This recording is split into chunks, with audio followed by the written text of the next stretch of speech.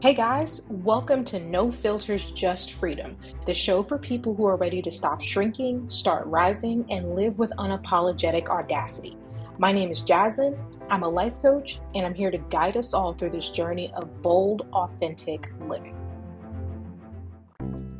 Hello all, welcome back to the podcast where we question society's BS one existential crisis at a time. Today's topic, being gloriously, rebelliously, sometimes awkwardly, single. What if everything we've been told about love and relationships is wrong? Look, I'm not saying couples are lying to themselves, especially as a married woman myself, and I'm not pretending like I'm not, enjoying my married life with friends who are also in relationships. But have you seen the divorce rates? Like 50% of relationships don't make it. It can sometimes seem like single people might be on to something. Society tries to pretend marriage is the default happy ending and treats singlehood like a waiting room for love. How do we unlearn that? We'll start with the lies we've been sold. First, you have romantic conditioning, okay? Look, as much as I hate to admit it because I love a good rom-com, they are bold-faced liars. The idea that you will bump into that billionaire who quits their job to ride a tandem bike with you, yeah, I love y'all enough to tell you that ain't happening, okay? I know we want it to happen. I know we have dreams and goals because everybody wants to meet somebody rich, to take care of us, to function. And one of the beauties of where we are now in society is that you have rom-coms where the woman is rich and the guy is just trying to figure it out. I mean, whatever it is, we all have these, hopes and dreams where, we get to do what we love, but we also don't have to work that hard, where money is no longer an option and love is just free and we just get to do whatever we want. Here's the struggle with rom-coms though. They don't show you the after effects. Okay, we're not gonna pretend like couples got into the situation just for lack of better terms, shits and giggles. Okay, folks just didn't go, you know what? This could be fun. Let's just try it. No, love is the basis for all kinds of things. Okay, love is why we fight to do what we do. We love our kids. We love our significant others. We love most of our family members. We fight for things, we show up for things, we do things because we love. But love isn't the end all be all, it's just the beginning. I remember listening to a podcast from someone else and they did videos and I love them, but they talked about how if life and marriage is a marathon, the wedding is just the signing up of the paperwork.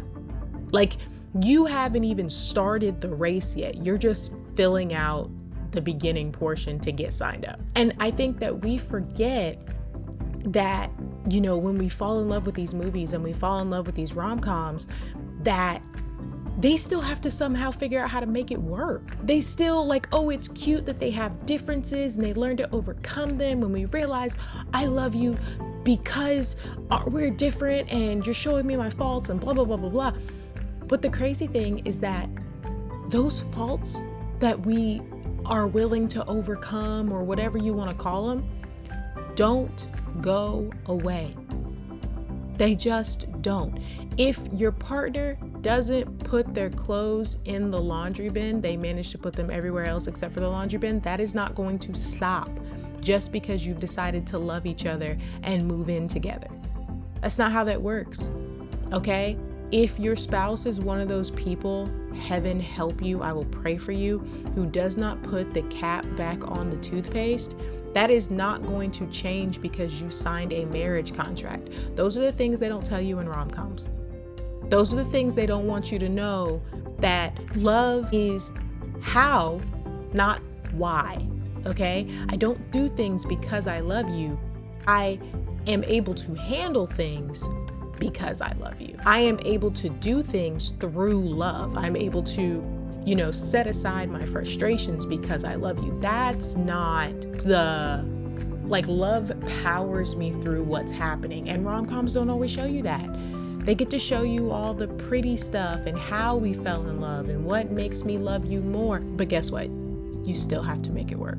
And I wish they showed more of that, but no one wants to see that. We all love the good love story. We love to see how it all got put together and what else that looks like, you know? And the closer reality is what my single friends actually complain about.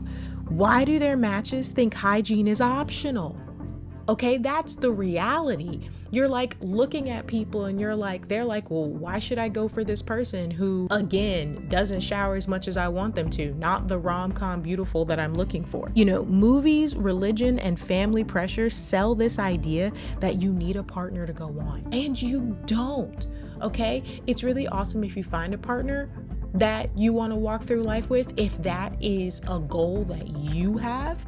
Okay, because the choices we make in life and how we function should be all about what we enjoy and our goals and our purpose. So if you find what you're looking for and you're walking through life with that person, kudos to you.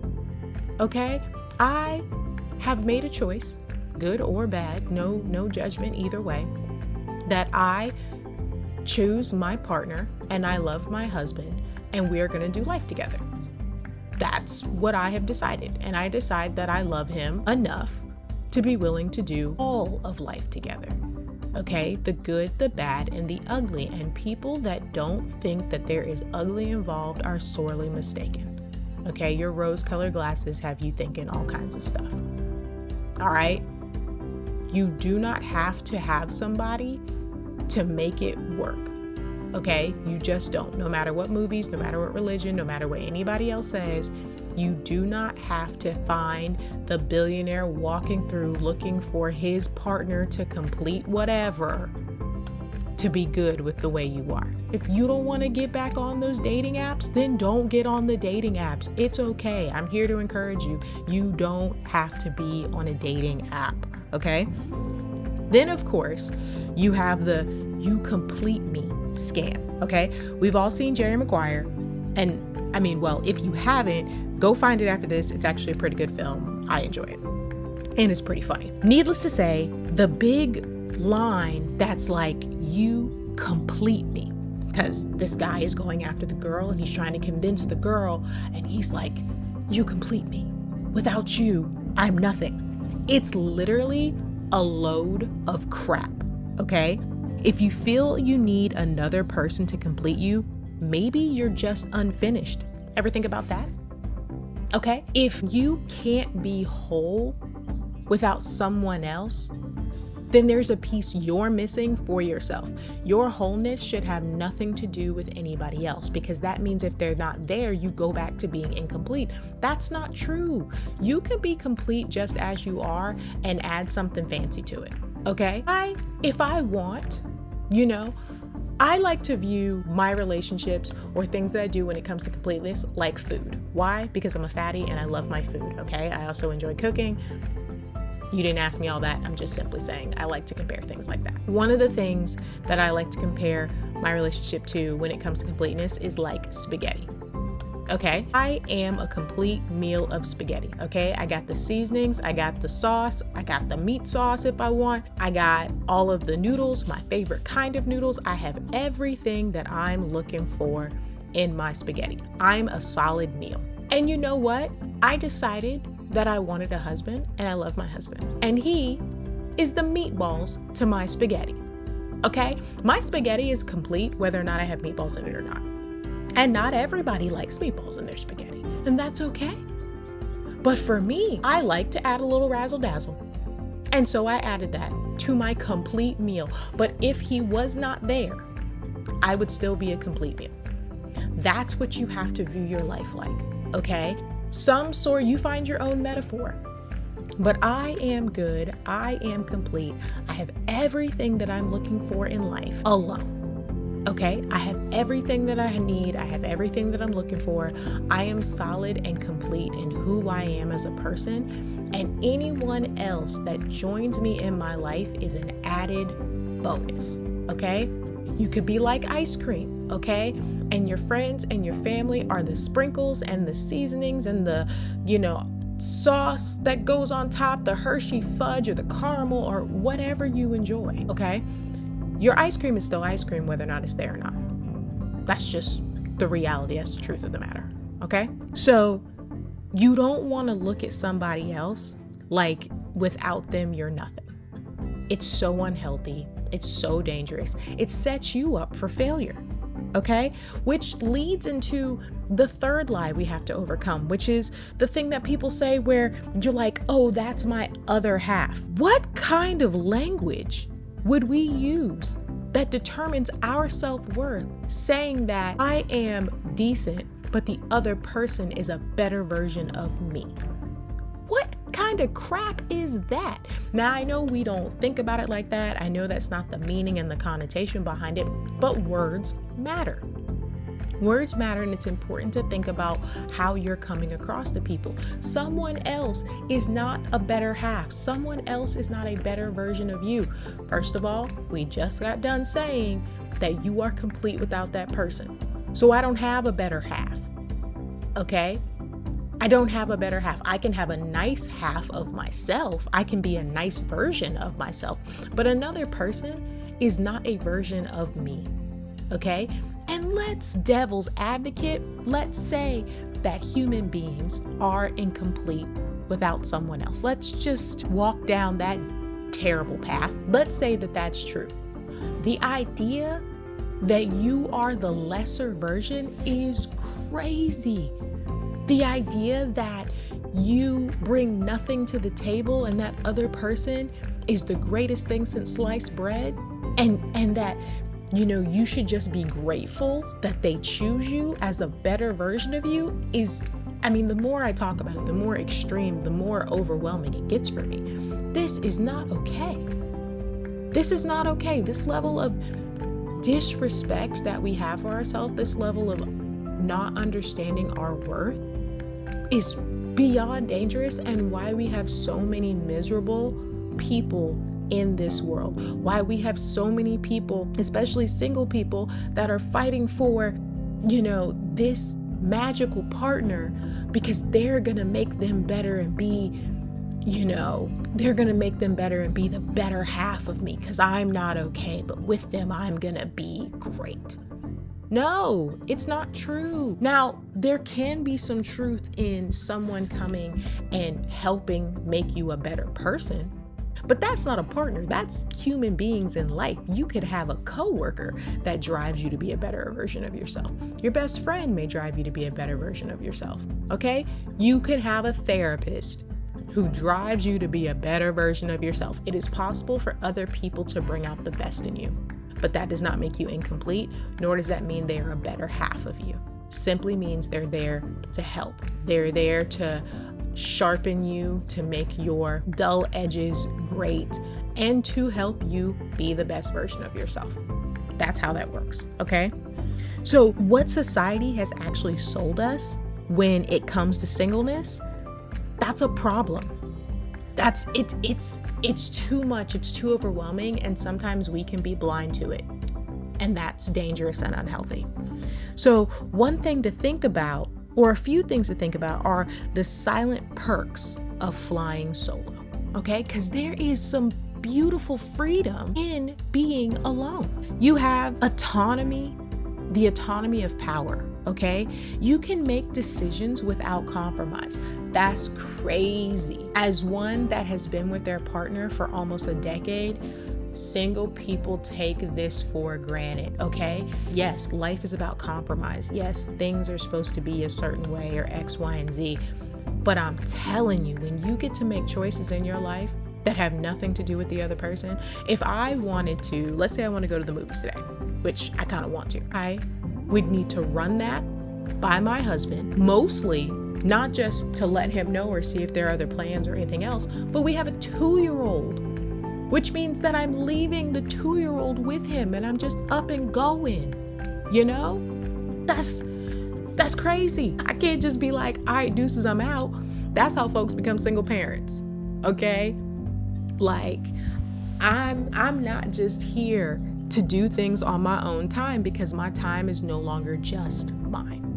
That's the reality of partnership. But when you're single and you just want to get up and go get pancakes at 2 a.m, you can. If you want to stay up all night, if you want to sleep in, if you want to do whatever you choose to do, It is your choice. If you got a job that's 9 to 5, you made that choice, not because it was what was best for everyone else in the unit. You made that choice. Okay? Autonomy is power. Then, of course, you have money talks, and it says treat yourself. All right? You can do spontaneous things without strings. Now, whether or not some of these spontaneous things are smart, that's a completely different conversation, but you still have the choice to do them. Again, if I want to go purchase something, we have a joint budget. I don't get to just buy whatever I want to buy because my money affects everyone else in my family unit. But when it's just you, if you want to drop everything and take a trip to Spain, nobody is stopping you. If it puts you in financial ruin, it puts you in financial ruin. Didn't affect your kids, didn't affect your spouse, doesn't affect your coworkers. It's about you. And sometimes that is a freedom that should be enjoyed above all else.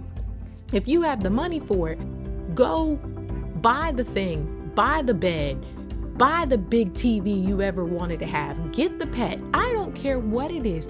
You don't have to compromise. And if it's your money, you can do with it as you see fit. Money says treat yourself when it's just you. Then there's the joy of low standards. And I'm not talking about personal standards like self-worth and self-care. Okay, we keep those standards high, no matter whoever you're with, we keep those standards high. I'm talking about the sweats and cereal for dinner that I enjoy and my pet doesn't judge me for it. Okay? I'm talking about if you just never wanted to get out of your pajamas today. If you decided it was a wet and nasty and rainy day outside and you wanted no parts of it, you could do it and there would be no judgment. I'm talking about the thing that your parents told you you couldn't do, but now you're grown and you can do it. You want ice cream for breakfast, lunch, and dinner? Go be great. And there's no judgment there. You can have standards that we would consider low standards of if you don't want to eat healthy, nobody is stopping you. Nobody's stopping you.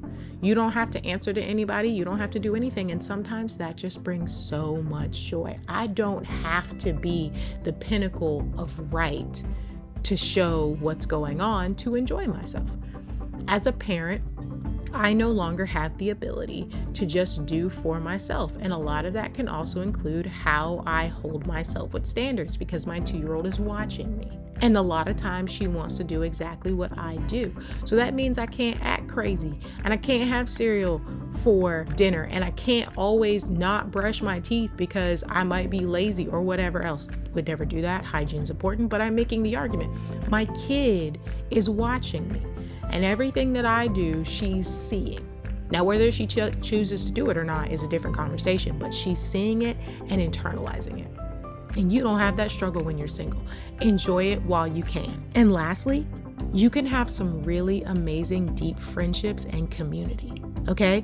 Because non-romantic bonds can fulfill you just as much and sometimes more. And because of that, you actually have the ability to invest in that. You actually have the ability to spend time doing that. I can really focus on my friendships because I currently don't have anything to focus on at home except for myself. I don't have to split my time and energy. I love my friends. We have deep relationships. The beauty of my friendships is that I put in the work for deep relationship and community before I got with my partner. So we still have a great foundation, but sometimes I just don't have time to hang out with them. I have a best friend who we used to just go see movies together.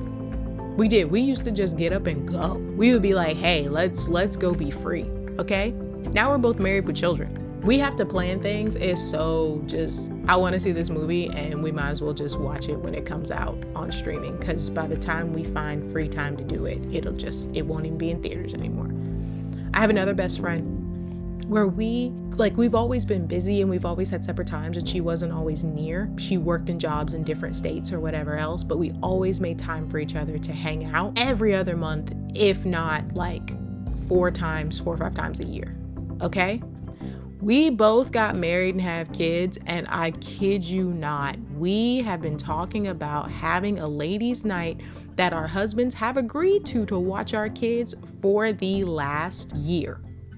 12 months, if not longer, we have been talking about trying to have a ladies' night. 12 months. And where are we? Still talking about possibly having a ladies' night, okay? You have time to focus on your friendships, focus on what you want to do in the community, your job, or anything else when it's just you, and enjoy those bonds that fulfill you. Because when you start having to split your focus in other areas, and again, I chose this life and I'm happy with this life, but there are consequences to this life that as a single person, you have the freedom to just ignore. And that is beautiful, and you should revel in that. And still, society will push back on these thoughts of freedom. Okay? They'll do things like project their fears onto you when they talk about when are you going to settle down? Why are you worried about whether or not I'm going to settle down? Are you scared that you're not going to settle down? Are you not satisfied with your relationship that you have where you did settle down? Do you want to have a situation where misery loves company? Like, why are you asking me that question? What is the purpose behind that question? Because see, I'm personally fine without this concept of settling down. I don't think that I have settled in my life, nor should I have to. I'm living my freedom. People will project their thoughts, opinions, and fears onto you. Don't let society do that. Then, of course, there's the pity party, okay? When someone looks at you and goes, you'll find someone someday. As if you're somehow completely a failure and less than because you don't have somebody walking with you. Guess what?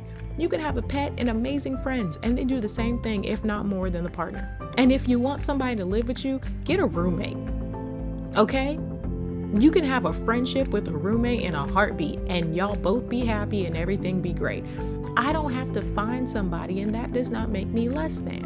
And when people say those things and bring it up, it's just disrespectful, and you don't have to pity me for enjoying my singleness. I don't need pity, okay? Celebrate with me. And lastly, you have people that don't understand the difference between pity and envy, okay? So when people start talking about you're so brave, what am I being brave for? I'm just living my life. That doesn't make me brave or cowardice. I'm just living. Are you afraid to be single? Is that what that is? Is there a fear of being alone? Are you envious of the fact that I'm just out here living my life, not thinking about anything? Again, what is the purpose behind that question? Or when people say things like, oh, you're so selfish. What am I selfish for? I'm not affecting you. You mad that I'm not bringing more children into a climate crisis? Or that I ate all this food and had like a whole pizza to myself without sharing? What about my life makes me selfish? As if somehow I'm impeding on your life and you can't have what you need because I took it from you.